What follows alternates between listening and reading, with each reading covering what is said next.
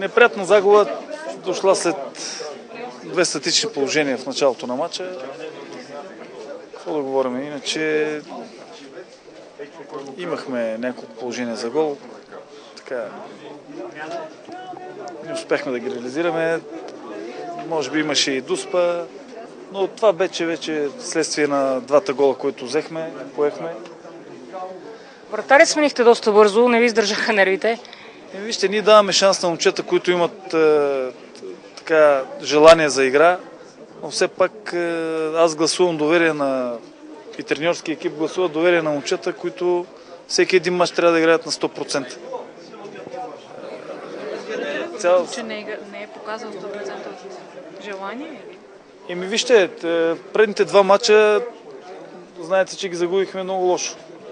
Инкасирал и 6 гола. Така че аз исках просто да му подадем рамо, ръка да продължава да се развива. Сега в крайна сметка състезателите са тези на терена, които трябва да защитават своя авторитет и да защитават авторитета на клуба и авторитета на треньора. Не мога постоянно да се дава шанс на момчета и те да ги пропиляват с лека ръка.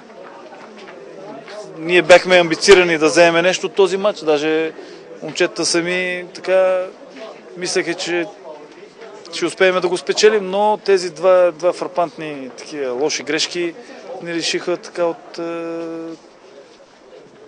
нещо в този матч. Той е потиснат психически според вас? Като е потиснат психически, има си психологи да ходи на психолог. Ние сме беден клуб. Не мога да дадем щат за психолози. И плюс това футбола е мъжка игра. При първия гол той не може много да направи. Можеше да направи, защото можеше да даде звуков сигнал, да каже, че той може да плонжира, да я хване и така нататък. Да не се впускаме в подробност. Значи това е било решение, което сме взели.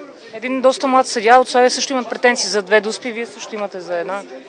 Аз спрях да коментирам съдиите, само искам да кажа, че когато има нарушение, трябва да се дават. Кой му пречи да даде 2 дуспи за Славия, 2 дуспи за нас, примерно. Игра с ръка в наказателното поле, аз, доколкото знам, е дуспа. Плюс това на Стойко Сакалев към края на матча също имаше чист фал вътре в наказателното поле. Те също имат колегите претенции. Дава си по 2 дуспи, става резултата 4-2 за Славия. Какъв е проблем? Аз не мога да разбера. Защо трябва по този начин, вместо да има резултатност, ние сега да коментираме съдиите. Лошото е, че нашия отбор не успя да намери себе си в този матч и явно трябва да търсим някакво решение на начина на игра.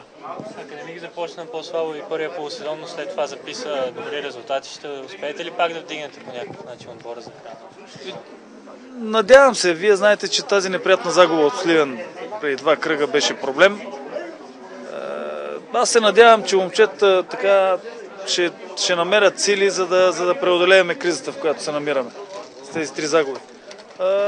И може би те първа по-истинските мачове предстоят за нас.